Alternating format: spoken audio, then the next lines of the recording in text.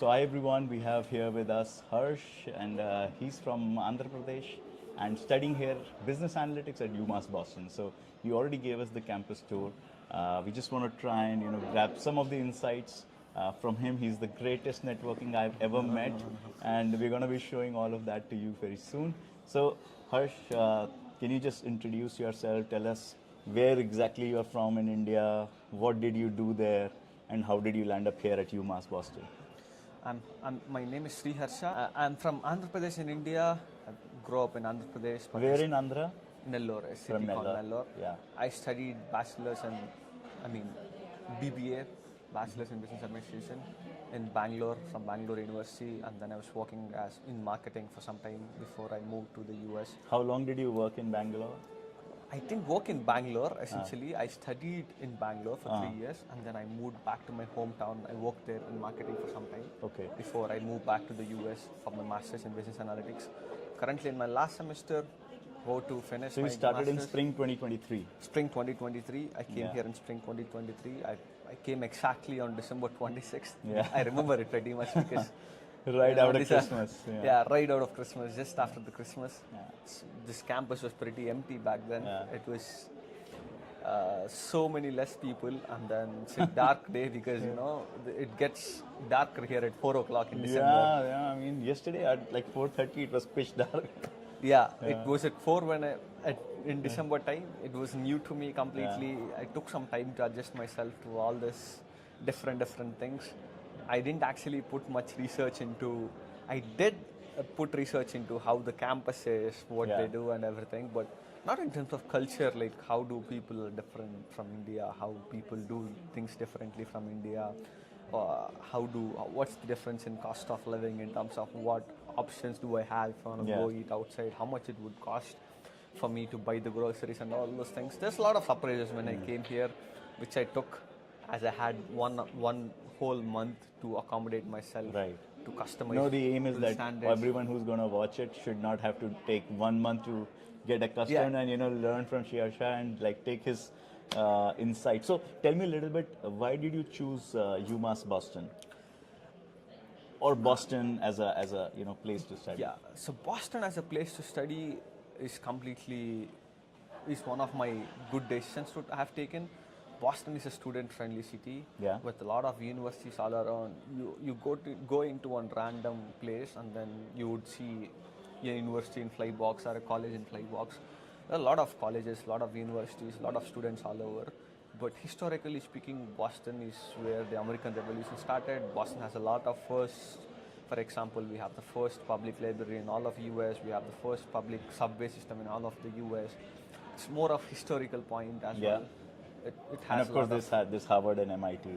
Obviously, we have the Harvard and MIT, which doesn't need any mention about themselves. It's a great student city with a lot of opportunities, I believe. Just that we have to be open. We have to put our own work. The opportunity doesn't come to us walking. We have to go to them. We have to be very persistent about it.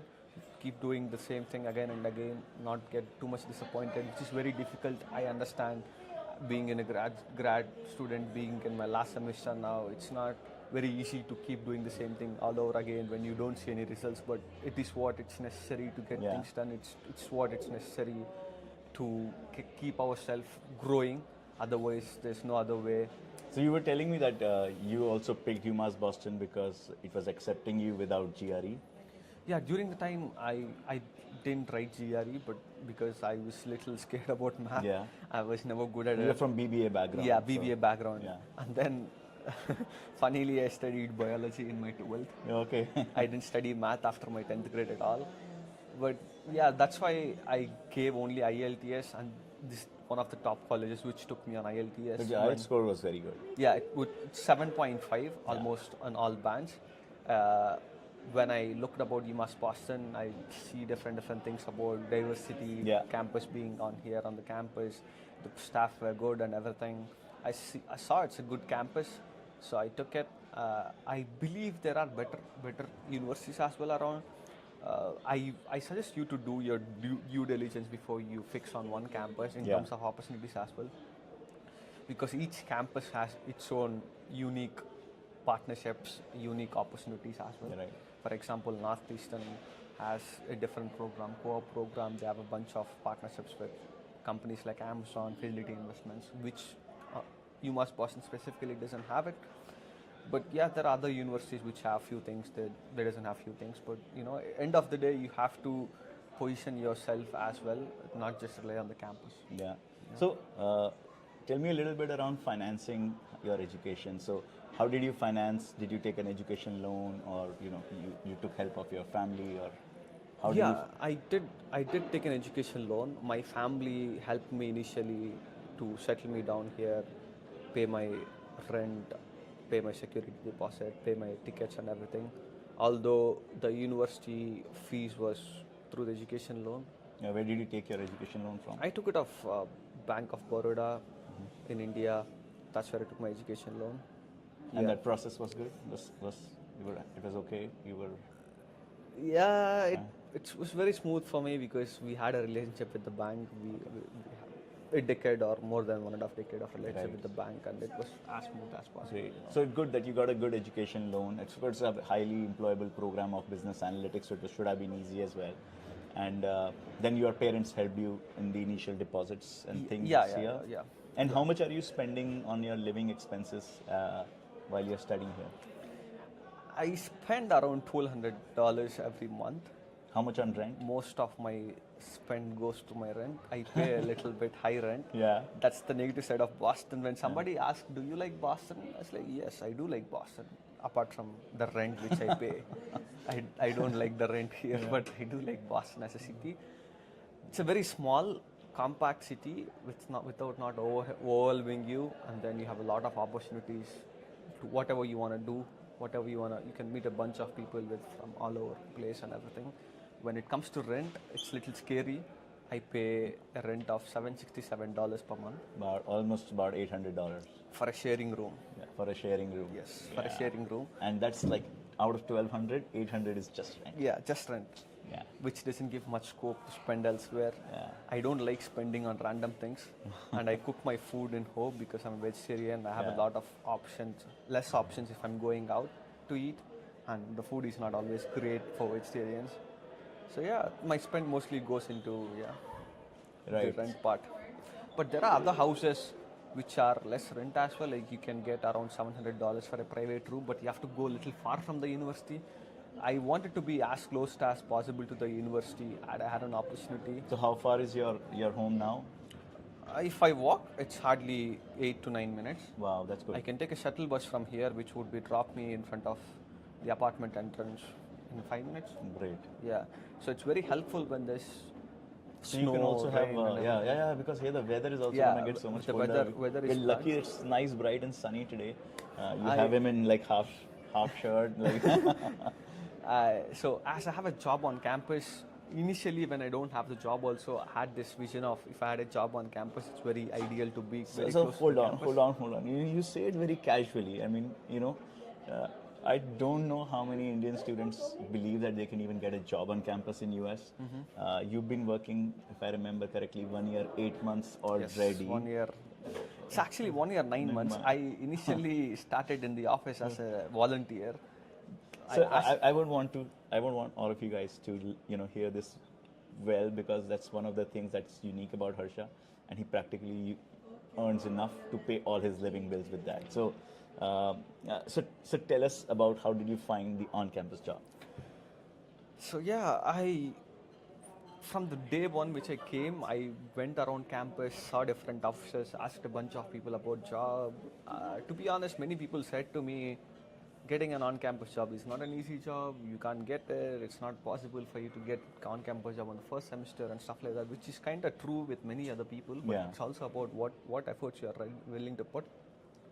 Went around, asked a lot of people. Nobody said anything. Nobody said anything good. I sat in the orientation. Different departments came. They talked about their departments and everything. How the students won't go to that orientation? I made a note of all the people who came to the orientation, the people who presented there, the director or the assistant director or different people, made a note of them. I went to the website, hand-picked up a few departments where I thought they would be hiring students and they would be willing to hire me and stuff like that. I emailed all those people, including the library, bursar's office, you name it. I've made Yeah. a bunch of things. Yeah. And then I also mailed the current opportunity where I'm working. I also mailed them for asking for a job. It's not a simple say hi, hello email as well. It's more of, I like what you guys do here. Yeah. These are your things. This is And what where it are is. you And working?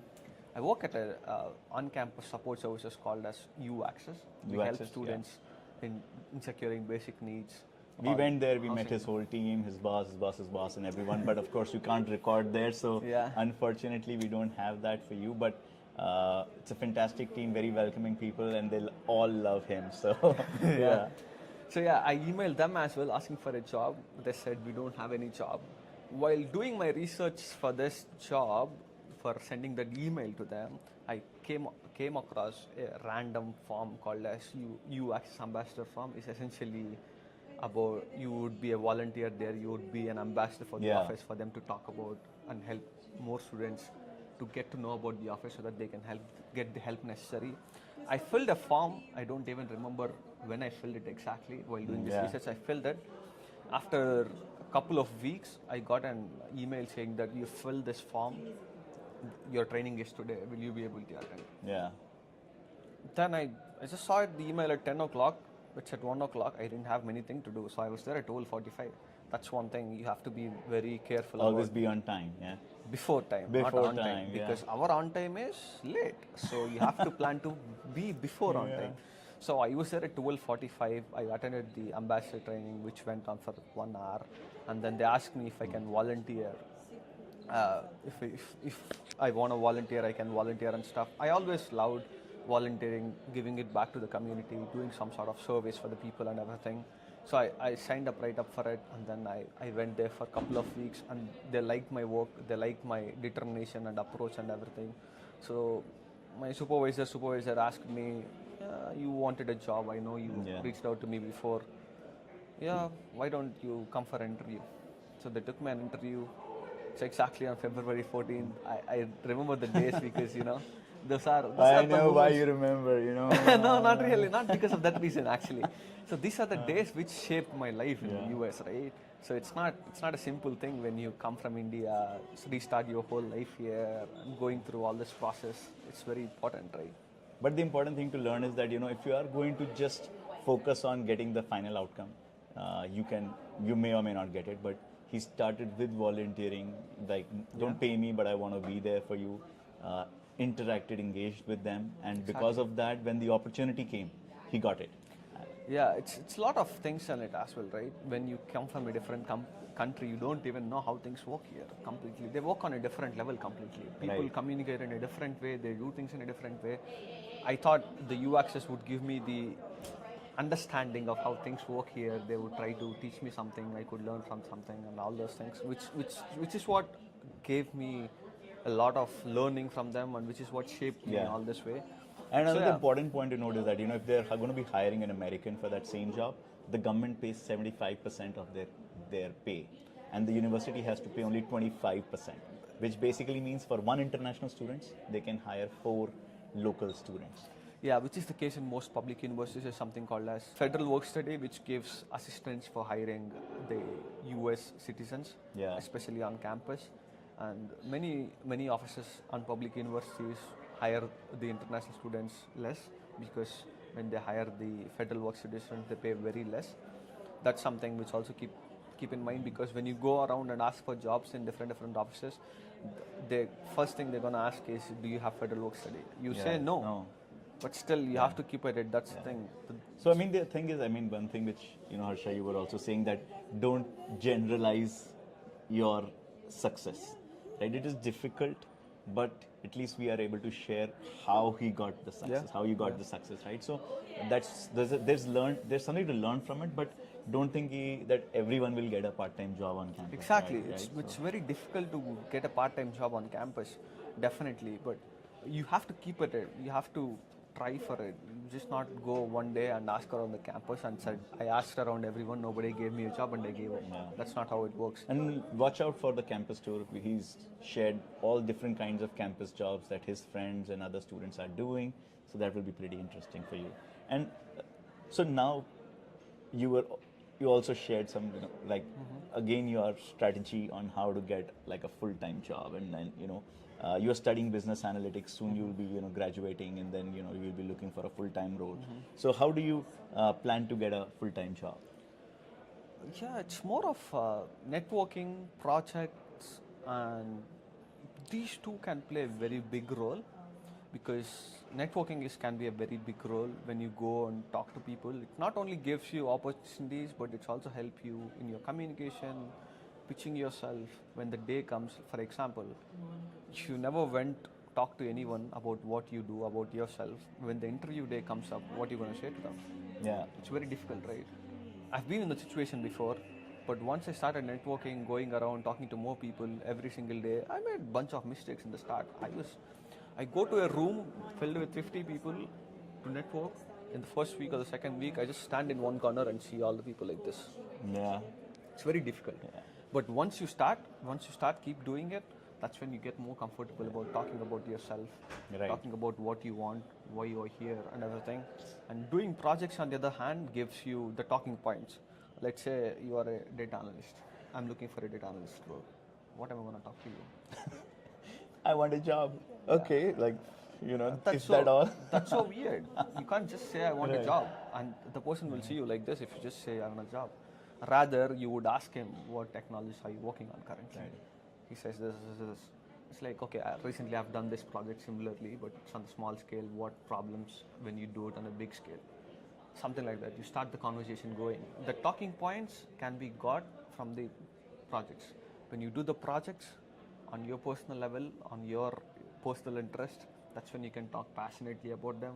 That's when they'll understand that you're passionate about it, that you're skilled, that you're more interested to work, rather than you just asking, I want a job. Yeah.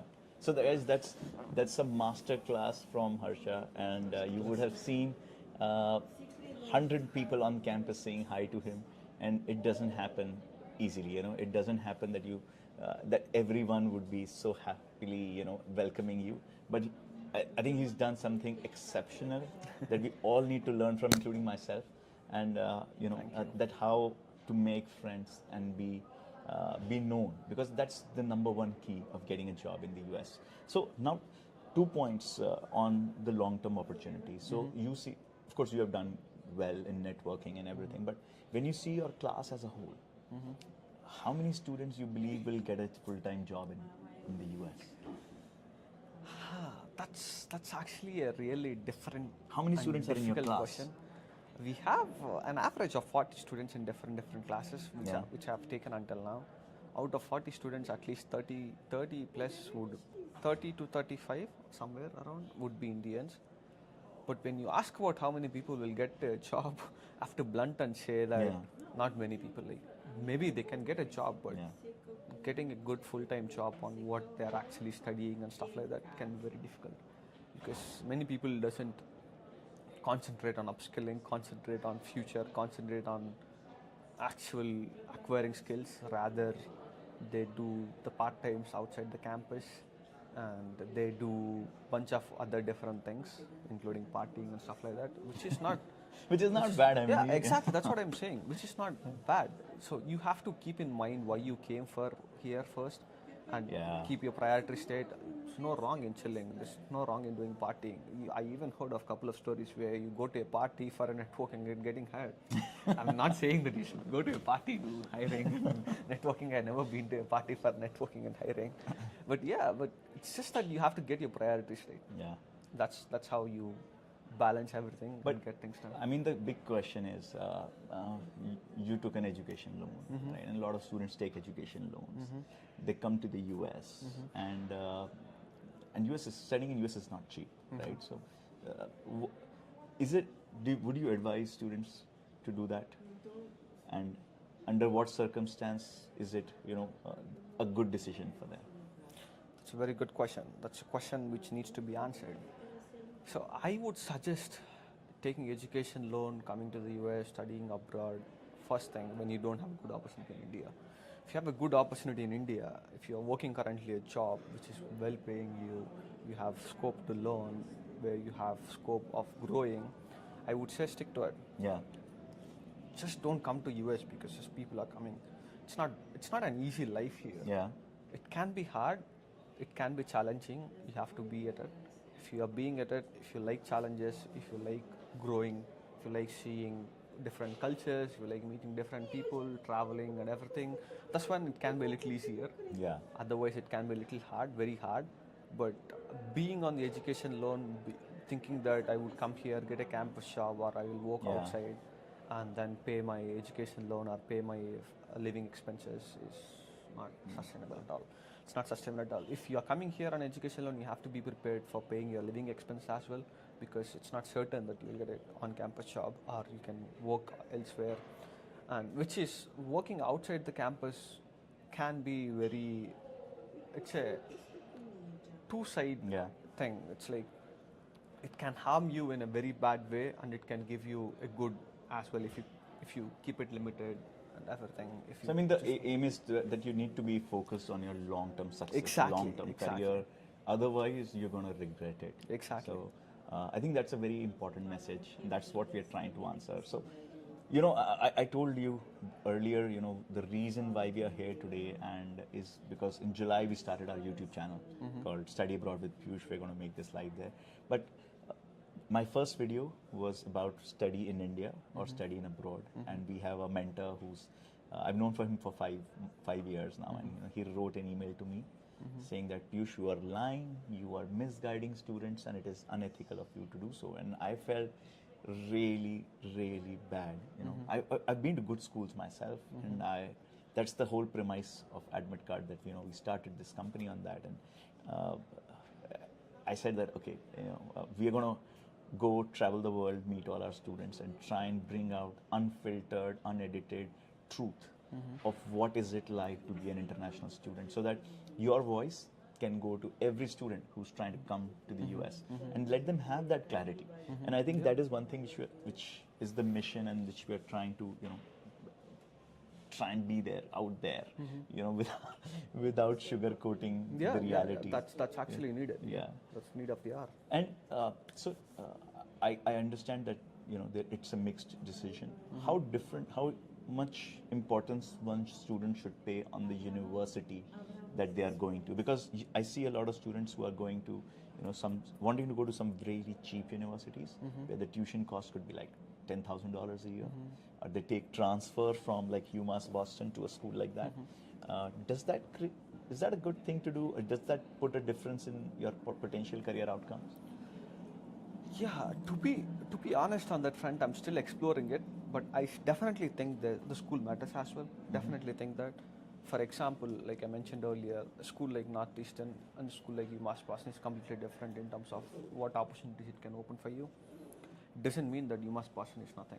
Yeah. It still gives you the opportunity to learn. It still gives you the other skills as well for you to grow. It's more about what you are doing as well, right? If I'm going to UMass Boston or if I'm going to Northeastern, if I'm not putting enough work in applying for jobs, in applying for developing myself, my skills and everything, it doesn't make any difference. Yeah. But once you are at that stage of you putting that effort, the name of Northeastern or the Northeastern partnerships which they have can be an extra catalyst. Right. So it's not completely on the university, it's on both ourselves as well as the university, as far as the So it's university not that if you go to a goes. good university, you can say that okay, now I can chill. Exactly, exactly. Or if you go to a bad university, that I'm completely gone. You can't say that as well. Like it's most of it on your part, and then the school support can be an School extra can be catalyst. yes. I've seen a lot of people from Northeastern as well who are completely unemployed for past 6 or 7 months as well. And I've seen from students of UMass Boston as well who are unemployed for 6 or 7 months.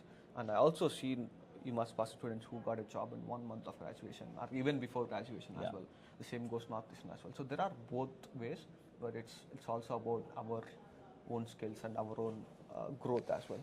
So I think that's, I mean, very well put here, and I hope every one of us who are going to be watching this, especially looking to come to UMass Boston or coming to Boston to study, it's going to be an eye opener for everyone. And I think just make sure you learn from what Harsha has said. And thanks, Harsha. Thanks so much for your time, man. And Thank you. No problem. We had a great time with you. You gave us a great campus tour.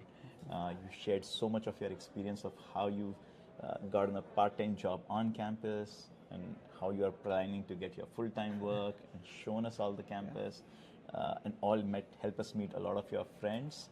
And I hope you all will learn from this. And I would like to say subscribe to the channel, guys, if you want to know more about studying in US, as I'm going to be traveling all the way across from Boston to New York and then to Seattle, covering more such stories. And if you want to be, getting more of that, then subscribe to our channel. And if you like this video, like the video and share it with all the students who are looking to come and study in the US. And that's it for us from today. I'll just close. I'll also do some close. Yeah. Thank you for giving me this opportunity. Indeed. It's really important for the students to be educated and well aware of what they're getting themselves into. It's not randomly seeing some Instagram reels or saying that my college friend has gone to US, I'll also go. It's very, very, very wrong to do that, and you would regret this decision. I've seen so many people who feel that I had a very good life in India. Why did I came here? It's not common for everyone to have that life, or they have good parts as well as the bad parts. You always get to see the good part of it, not the bad part of it. Many people struggle here with being families away. Many people struggle with working outside, uneven hours, and all these things you have to be aware before you get yourself into. Do your due diligence, do your research in terms of the university, in terms of why you want to go here, what you want to study, and how you want to improve yourself, how you want to plan a job and everything, rather than I want to go there, I want to work part-time, I want to tour the country. That can be done later. Touring the country can be done later. It can wait, but more important is you building your skills and getting a job. Do your due diligence, do your research, do everything before you come here. Plan for the worst as well. Sometimes it's very difficult to get a job on campus, off campus, everything. So you can't just say I'll go find a job and then work myself way up. It's very difficult these days. We have a lot of students from all over the place who have been looking for jobs, full-time job, part-time job, any job, you name it. Everybody is looking for something. Right. So be prepared for the worst. Get yourself prepared for the worst. Come here and put effort for the best. Exactly. From the start. Yeah. Not towards the end. Not towards the end. Yeah. Thank you so much. Have a good day. Thanks, man. Thank you so much. You. And it was pleasure. And it took a lot of your time. In 5 minutes you have to start. It started 25 minutes back. Oh, really? That's okay. Crazy. Sorry.